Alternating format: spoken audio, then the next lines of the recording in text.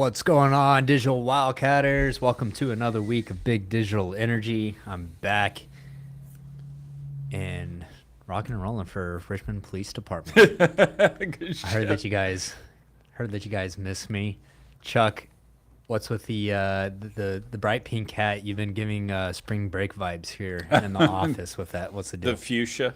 Um, I actually got fan mail this week.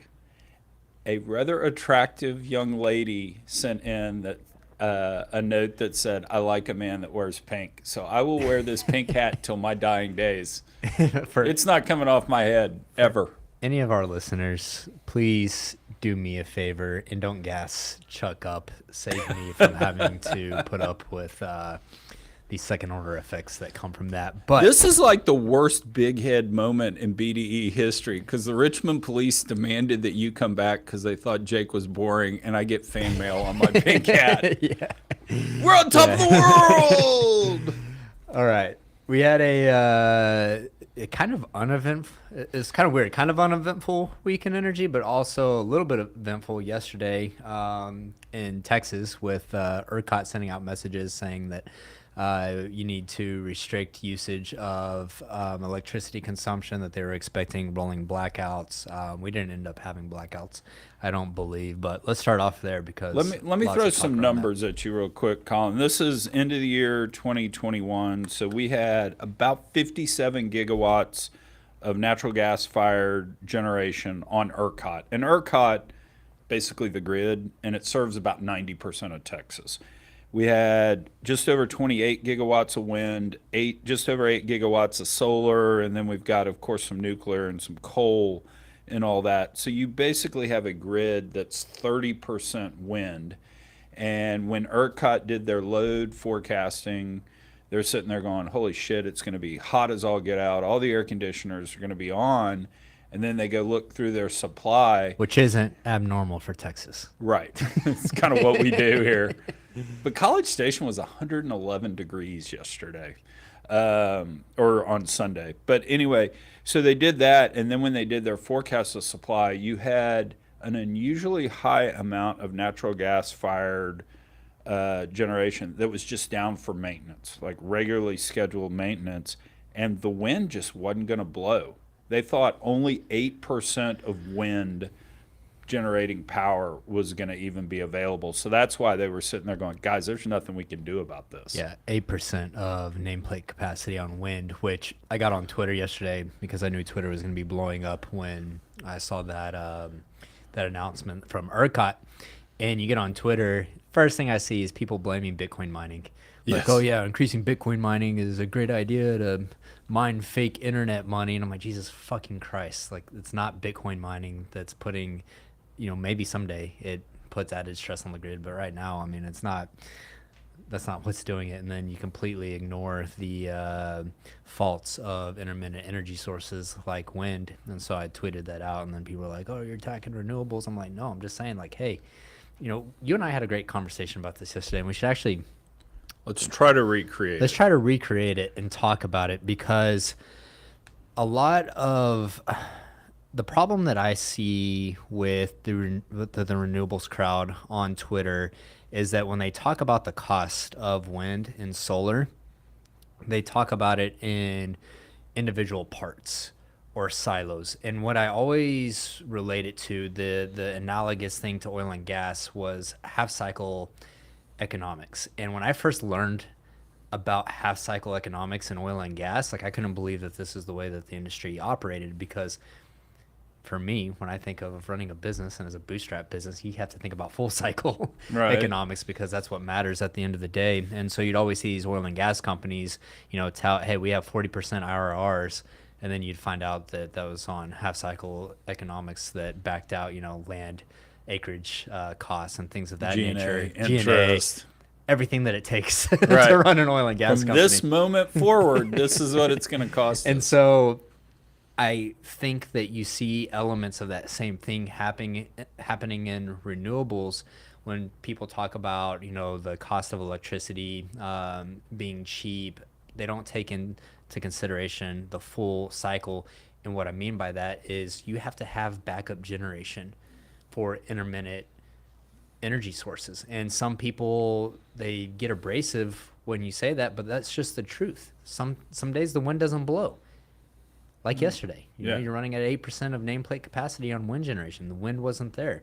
Maybe there's clouds. The sun's not there. You cannot control those things, and we can try to estimate over time and smooth out projections. But at the end of the day, you have to have backup generating capacity, which comes mostly in the form of nat gas and coal. Now the problem becomes, think that you're a nat gas peaker plant. Why are you incentivized to invest capital to maintain or build out more infrastructure to be this backstop for renewables? You have misaligned incentives. You're not incentivized to do that.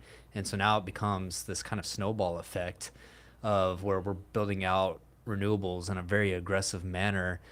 We're not keeping up in a linear fashion with either maintenance or build out of backup generation capacity. And that's how you end up in the situation that we're in now, where it seems like Texas is being regressive. I don't remember having blackouts as a kid growing up. And now all of a sudden we're a resource rich state, very resource rich, and we can't fucking keep the lights on. Well, and we're Texans, so one, we ought to be able to run a grid because we're the hub of the energy business. The way I say kind of the same thing you just said is we have a free market when it comes to power generation. You and I can go build power generating assets tomorrow, and we can choose to do coal, nuclear, whatever. The issue is and I don't know the subsidies well enough from the federal government on income taxes, but I know that I've been pitched deals where it's like, hey, Chuck, you'll get all your money back in tax credits if you build this wind farm. And so if the wind farm makes any money, then you'll make money on it. And so what you have is you have wind farms being built that tax credits give some or all of the money back.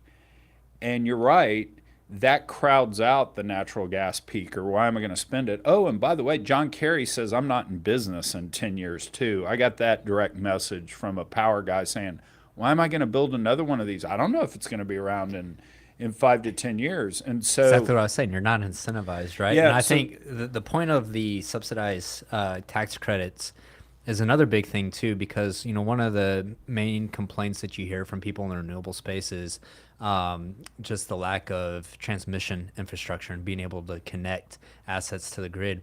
Why would you ever build energy assets that you can't connect, that you can't get connectivity to? There shouldn't be ever a reason why you have stranded renewable projects in the right. first place. But the reason that you do is because they're incentivized by tax credits, right? And so they're actually making money by building these out, and they really don't give a shit if there's connectivity or not. That's why I have friends that are mining Bitcoin off of wind farms in, Iowa or wherever they're at. Yeah, that Because are they have stranded. they're stranded. Yeah. And like there's literally no other use for them. So I think that the tweak that needs to happen, just so the economics of the project match and quote unquote make it fair, is renewables need to pay some sort of penalty when they don't deliver. That can either be cash, it could be, hey, you guys have to have thermal delivery of power for 6 to 8 hours if you go down, and maybe it's diesel gen sets or whatever. There needs to be some sort of penalty if they don't deliver. And quite fairness, and in fairness, on hydrocarbon-based stuff, we can all discuss the amount, but pollution should have a cost of some sort. Because even the newest, best natural gas fired generation has some pollution, and there's a cost to that. So are if you you implying there should be a carbon tax? Is that what you're saying? I don't know It's a that I'm going that it's a far. polarizing topic. I don't know that I'm going that far, but there should be something to that effect, and then just let them compete. I actually agree with you on a theoretical basis. Like on paper, I think that I could make a case for a carbon tax. The problem is that that shit gets abused. The slippery slope. Yeah, it's the whole slippery slope. Yeah. So, anyways, I don't want to get into that on that show. I'm gonna have people up in But the anyway, comments, we were saved yesterday because one, load management. ERCOT going out saying, hey, everybody, reduce your load. People reduce their load. There was more wind than anticipated, and we had lower temperatures statewide, basically because it rained in Houston and central Texas. But Yeah. outside of that, we would have had our And on the blackouts. stranded energy thing, look, I'm a equal opportunity critic when it comes to energy infrastructure, and I don't want people in renewables to think that I'm just picking on stranded wind and solar projects, because I saw a tweet, I think it was last week or 2 weeks ago. Someone said, talked to an oil and gas operator that spent $200 million drilling and completing wells and can't get permitting for their pipelines. And the majority of the comments are like, why the fuck would you complete your wells if you didn't have connectivity to pipelines or permits in place? It's the same thing. Why would you sink that capital? You know, at least you can drill the wells, but don't complete them. Why would you spend all the money drilling and completing when you don't have connectivity? It's the same thing, except in renewables, you actually get paid for it Yeah. through subsidies. And unfortunately, when you're in oil and gas, you don't get those subsidies. So you're just kind of not smart. There's a great comment here from Nate Zimmerman. Said he would like to know how much the population increased in Texas in the last 20 years and compare it with infrastructure development broken into fossil and renewables. And this brings up another point too. Something I realized yesterday, you get on ERCOT's website, they got a really nice dashboard with data and information broken out in real time. And so you can actually see real-time power generation from wind and solar only. They don't have nat gas, they don't have coal, and they don't have nuclear. And I tweeted out of genuine curiosity, why does ERCOT only have wind and solar generation broken out on the homepage dashboard and not any hydrocarbons? It doesn't make sense. They have the data. You can go find the data. You got to go into the bowels of ERCOT's website and pull the CSV. But why do they not make that information available to all the citizens of Texas? It really seems that there's something there around virtue signaling of like, oh, look how much wind and solar generation we have. But I want to see real time. What's the power makeup at this specific hour? And to Nate's question, I don't have his exact answer, but I was spending a lot of time on ERCOT yesterday. And if you look at thermal generation, so the hydrocarbons, nuclear, and the like, basically that amount of generation with new ads and things going offline has stayed flat over about the last 15 years. All the incremental growth has been in wind and solar. So the growth that Nate's talking about to deal with that population is all in interruptibles. And here's the I brought this up, and even some of my friends in renewables agree with this, is that we're building out, especially wind, solar not as much, but particularly wind in Texas, we're building it too aggressively. And the thing is that wind and solar don't work without commercial battery capacity, which we just don't have yet. And I don't know when we will have it. But that's facts that you need battery storage for intermittents to be reliable. And we don't have that yet. And so it's not so much, I think all energy is good. I think that we should be building out wind and solar, but I think the main issue to be concerned about is the rate at which we're building it, and backup generation just isn't keeping up with it. They're not moving along the same plane of growth. Yeah, I got one good direct message. I won't say who it's from because I didn't clear with him or her. It's an anon account, but it says we're basically in a tweener. Do we light a pile of capital on fire to build enough renewables that it's not an issue? If you had solar and wind everywhere, hopefully you could kind of bridge this tweener thing we're talking. Or do we try to build 10 gigawatts of nat gas that the feds are trying to regulate out of existence? That's exactly it. Yeah, that's exactly our question. And so, Which, when you frame it like that, this comes back to energy density, right? And what resources do we have available to us? Because we could cover the entire fucking state in solar panels or wind turbines. And that way, when they only run at 8% of nameplate capacity, at least that 8% is enough right. for us to live off of. But now it just becomes, it's not practical and it's not pragmatic. And that's what we really That's the crux of the issue. That's right. And for all the Democrats that say GOP is screwing up the grid, and all the GOP people that say, well, at least Texas's grid's better than California's, and look what the Dems have done there. I don't even know that it's a political issue. It's literally that right there. Is we just need to make a decision of how do we want to. And my solution is what I said earlier. Let's try to get the economics more aligned, and then just let them compete. Yeah. You know. Yeah, that's what I think. At the end of the day, if you're an energy producer, you want a fair playing field, right? That's DRW's take on it. Is just let's get rid of all the subsidies. Let's level the playing field and just let the chips fall where they may. Yeah, I mean I agree with that. So, All right. anyways, what else?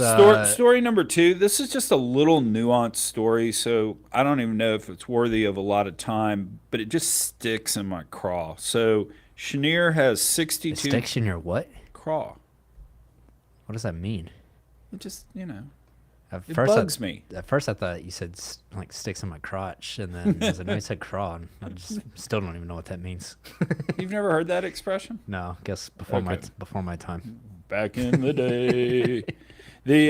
No, so it bugs me. How's that? This bugs me. So Cheniere has 62 gas-fired turbines, and there's a new EPA regulation coming out that's going to take effect in August, where they're not going to be allowed to operate those 62 gas-fired turbines. Okay, I don't know the minutia of how bad those turbines actually are when it comes to pollution, but is this really the time when Europe needs LNG that we want to not give a waiver to that? So that's problem number 1. Problem number 2 is the EPA hadn't ruled. It's freaking July. I mean, how is a business supposed to run? They've applied and said, hey, can we get a waiver on this? And they haven't even responded. And so for all this people out there that say, well, the government really doesn't matter when it comes to energy. Yes, it does. This is a small little example. But anyway, I'll get off my soapbox. Well, I don't know if you saw this or not, but New York Times 2 days ago released this really good article and podcast on Sharif Suki, who was the founder and former CEO of Cheniere, and then after Cheniere went and founded Telluride. And a couple interesting things here. One, he wasn't in the oil and gas industry. He actually owned a restaurant, and this restaurant was the last place that Nicole Simpson Mezzaluna was at. Yeah. The night that she was murdered. And anyways, all the media attention and everything that came with that, apparently, he just couldn't stand the way people were treating it. And then anyways, sold the restaurant, and then was just kind of like, okay, what am I going to get into next? And apparently, I think he had some investment banking background as well. Yeah, he was a banker, and then he started that chain of Mezzaluna. Yeah. Real quick, one funny story there. So when the OJ stuff happened, I was actually out in L.A., and the trial was going on, and they were talking about there's no way that, from Mezzaluna to OJ's house to Nicole's townhome, all that, there's no way OJ did it because of the time. And, they were talking, it's like 45-minute drive and all that. I drove all of that in like 2 minutes, and I stopped and I peed and I asked directions and I got a Coke and stuff. That stuff is all right together. Chuck's out here doing the investigative work, the real work. They never found the knife. I'm just saying. And all right, we'll do a whole O.J. Simpson podcast. Let's save that for soon. Chuck Job. Okay. But anyways, he decides that he wants to get into oil and gas and really sees LNG as the future. And I think Cheniere was founded, I don't know, around 2008 or something like that. But was able to go raise. I mean, you build out LNG facilities. It was about receiving. It was about receiving LNG. So that's what we the were story short. said, because before shale, it was just, you couldn't believe that we would become an exporter, right? And so building this LNG facility to receive LNG, and then shale takes off, and then all of a sudden, he's got to raise something like $20 billion to retrofit this thing to become an LNG processing facility.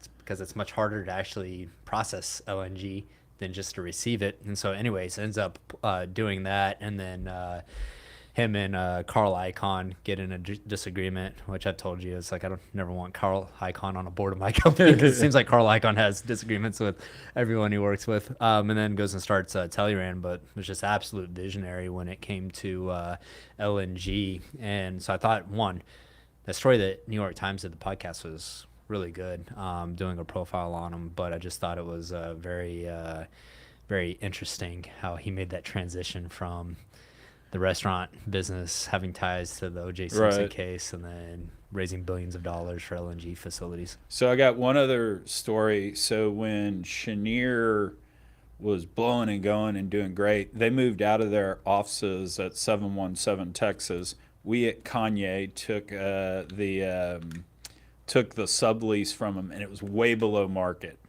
And later on, when Cheniere wasn't doing well and was teetering on bankruptcy, GSO stepped in, gave them a loan, and that kind of kept them out of bankruptcy.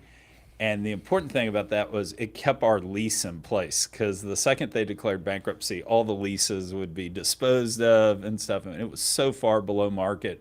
So we sent Dwight Scott, who's head of GSO, a bottle of champagne to say thank you for keeping our lease in Thank you for place. keeping our lease intact. Exactly. That's But awesome. yeah, no, Cheniere's been yeah. Okay, Brian, we picked up that Cheniere was founded to build import terminals. Yeah. I've actually heard that the export facilities, he didn't retrofit the import facilities. He built brand new facilities literally right next door to Yeah, export. that might have been That's the case. Yeah. logistically how it happened. Yeah. So I want to try to. So we have an event in October called Fuse Igniting Energy, and talks about energy tech across all the energy verticals. And we have Toby Rice coming and talking about LNG. I think it'd be so dope if we get Shuri Suki and Toby Rice going back and forth on the future of LNG. well, I so talked a look out big for game that. on LinkedIn yesterday about being able to connect you. So hopefully that'll happen. I didn't know you were going to take me up on it. So, all right, oil and gas stocks. Let me throw some numbers at you. Throw If some we numbers at look me. at large caps over the last month, down 30%. Small caps down 37%. Majors are down almost 20%. Over that same period, the near-month oil price is down 19%. Near-term gas price is down 28%.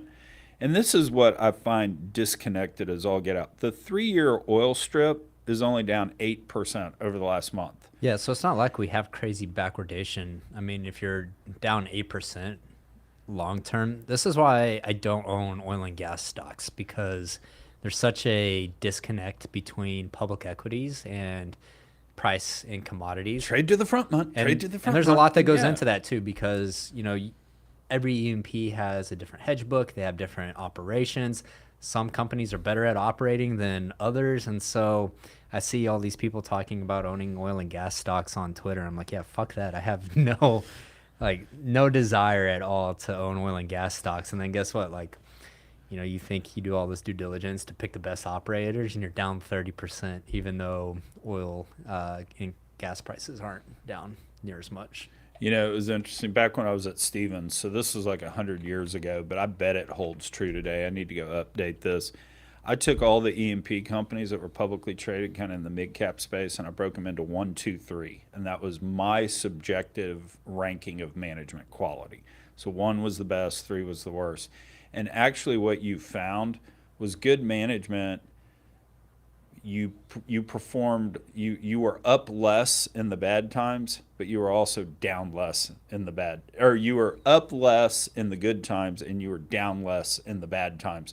So you were less volatile. And then number 3, if oil stocks were up 40% and you were a crappy company, you'd be up to like 60 or 65. I And mean, so, that plays to like Sandridge, right? I mean, there's a lot of talk about Sandridge on cover Twitter. your ears, Josh Young. Yeah. Cover, And cover your ears, Josh Chris Young Berg. is a Sandridge fanboy. You have Chris Bird, who hates Sandridge, and I tend to agree with Chris Bird on this topic. But they run raw, unhedged, and in good times, good commodity prices. I'm sure they're just absolutely crushing it. But then you have a 19% dip in commodity prices, and Oops. they go down right with it. So. That was always the funny thing when oil prices came back. I was able to say, "Look, I'm smart again. All Yeah, right. so Brian, real quick, Brian said his impression is that the well-managed operators over the mid to long term will be fine, but short term, the market is still trying to figure itself out. I mean, DRW actually has a really good take on this, that oil stocks are the leading indicator, future predictor of recessions. So actually, oil stocks crashing, even though demand for oil is on the rise, the commodity crashing is the best indicator. And he's got some historical data points yeah, I that haven't looked show at the that. historical data of public equity performance, but I mean, there's a ton of data that, you know, oil prices are indicators of recessions. And so I imagine that you could take, as long as the relationship between public equities and commodity prices has the same relationship, I'm sure you can make that case over time Yeah. that if the public equity prices drop, then it could be a indicator. So, But I so mean, you look at what's happening. I mean, in tech, you're having 90% drawdowns on some of the biggest right. companies over the last decade. I think that'd be a bigger indicator than Yeah, some yeah. some oil Other than prices. that, But Ms. Lincoln, how was the play? All right. So, opining on things that we know nothing about is nothing new on BDE. Nord Stream 1 is down for the next day, the next 10 days for maintenance. So the Russians have, shut it in, clean the pipes, do all the stuff they do every summer. The question is, do they turn it back on? And that's what Europe's sitting there, particularly Germany, is because I think Nord Stream 1 supplies all of the Germans' natural gas, yeah, is sitting there because all hell could break loose if they decide not to yeah. turn it back on.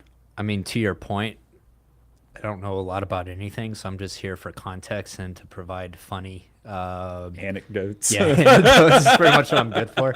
Anyways, I pulled these two headlines from CNBC. I should have uploaded the clips, but I didn't think about this until just now. But I sent this out in a tweet. And so this one headline from CNBC was back in 2018, and the headline reads, "Trump is exaggerating Germany's reliance on Russia for energy." And then you fast forward to July 2022. Russia is set to switch off the gas for work on a key pipeline, and Germany fears the worst. Yeah. Life comes at you quick, right? And there's actually a clip that floats around on Twitter every once in a while of Trump. I don't know where. I think it was where at he's the talking. UN. Was that I at the think he UN? was at the Okay, UN.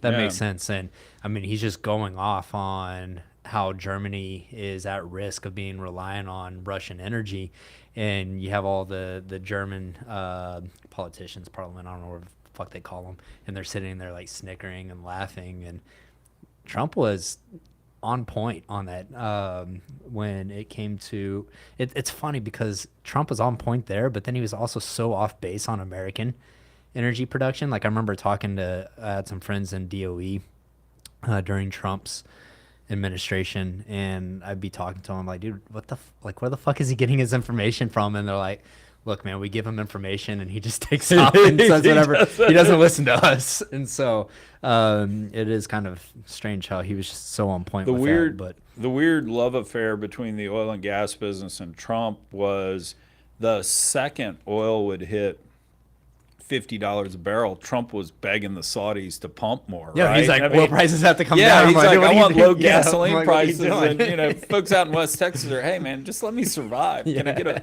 I want to be able to eat an all Yeah. sups burrito Yeah, tonight. for sure. Just give me something. So, but stuff we do know a lot about. Let's get to what we're expert on. Shell had a job posting.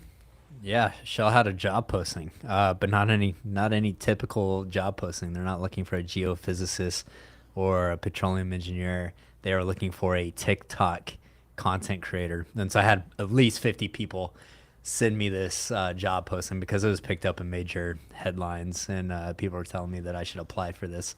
What's funny is I would want to apply for it. Like it'd be a great piece of content to apply for it and then go do the interview. Yeah. Zero chance Shell would ever hire me to run their TikTok.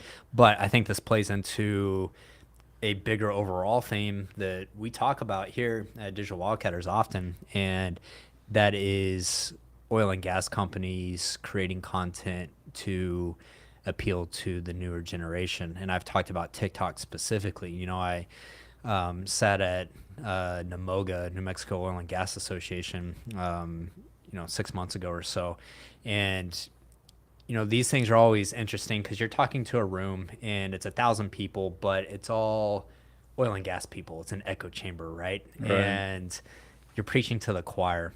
So one of the questions someone in the audience asked me is like, we hear you, we hear what you're saying, but how do we actually do that in execution and action? How do we reach millennials and Gen Z? And I said, you have to go to where they're hanging out. And I said, these places are TikTok, they're Snapchat, they're Reddit. And I think that these, I bash on major companies. I think I might have talked about this on the show. I was speaking at Dallas Crude Association a couple months back, and oil and gas operator sitting next to me of a large independent. I'm not going to say who it was, but everyone knows the name. And he's sitting there saying, I think the burden is on the majors to control the narrative and tell the story of the good in oil and gas. And I was like, absolutely not. I was like, people fucking hate the majors. They go on Twitter, see when Chevron or Exxon makes a post or when BP makes a post, the comments are just people dogging on them and trashing them. No one cares what the majors have to say. So it's up to individuals in the industry to create content. And you go over to TikTok and that's happening. There's roughnecks that have 1.5 million followers, casing hands that have 250,000 followers. These are all people that I follow. Pipeliners that have 100,000 followers. And people are getting to learn about the industry from real people. And so I'd be interested to see where Shell actually takes their TikTok, but I know it's going to be the same old. Like it's just going to be corporate messaging, and you're never going to be able to get I would never be able to go do that because the post has to get approved through 9 layers of bureaucracy, right. Including 4 lawyers. Yeah, including 4 lawyers. But I want to add one point to this because I've been working on a piece of content about why young people won't come into our industry, and I'll just open up Zoom rooms and 10 kids will show up and we'll sit around and talk and just doing a lot of fact finding. And an interesting story I heard, it was an engineer in Calgary who came on and just said, hey, let me give you an example. At university, my sophomore year, Suncor shows up and they give a presentation talking about how to drill an oil well. 25 people show up, and it's he was throwing shade at me. It was an old white guy, no offense, Chuck. And, that's what we did. Junior year, same thing. Third year, my senior year, they title the speech, how we're using AI to image the subsurface. And they sent an 27-year-old Indian engineer who came out and just was like, opening line, he obviously wasn't a polished public speaker, but opening line was just, this is the coolest shit I've ever seen. Yeah. And just was so passionate. 500 people showed up for that presentation, and people were just pouring in. Obviously, people were texting, holy cow, you got to get over here. Suncor supposedly had its largest recruiting class by like 4 or 5x. So my point in telling that story is we're not that far off from having young people listen to us. We just can't be boring. It all comes down to storytelling. Yeah. Right? And storytelling is so important in anything in life, but getting people excited and energized. And oil and gas, oil and gas has struggled with that historically because you never had to market yourself, right? You sold a commodity. People are going to, your barrel of oil is going to sell. It doesn't need to be marketed, right? But now what you're having to market for is talent, to attract talent, and you're having to storytell for acceptance in society and to get people to understand that the work that you do is important. And so historically we haven't had to do that, so we kind of suck at it. And then the people that are in this industry are very technical people, engineers, geophysicists, geologists, these types, and very good within their discipline, but may not be the best storytellers. And they speak very matter of fact instead of thinking, hey, facts, not emotions. Yeah, this workshop, same exact content, same shit, but different name, different branding. That's what makes the difference. Different delivery. Different delivery. Exactly. So. All right. We have Finger of the Week, and Jake actually unanimously voted for Finger of the Week.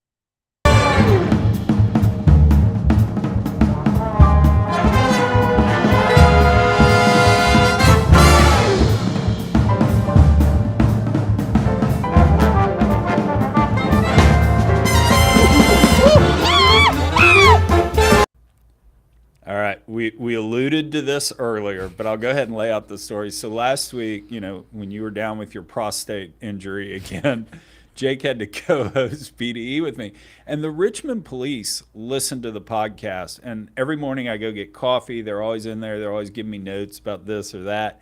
And last week after BDE, they're like, "Man, who was that Jake guy? He was just so boring. Can we get Colin back? You and Colin at least tell a joke every once in a while."